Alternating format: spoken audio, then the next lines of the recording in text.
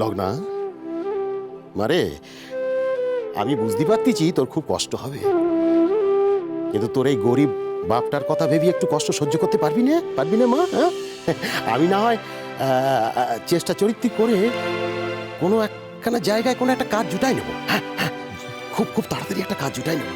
পারবি না একটু কষ্ট করতে?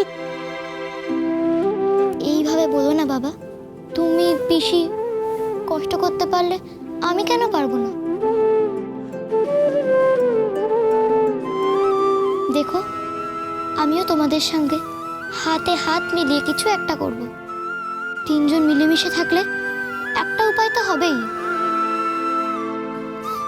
দেখতেছিস নন্দা, দেখতেছিস মেয়ে আমার কত বড় হয়ে গেছে।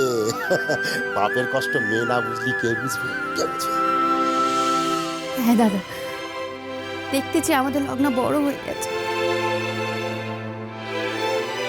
কিন্তু তোমার এই মেয়ের নামেই তো ও বাড়ির কর্তামার আর সূর্য।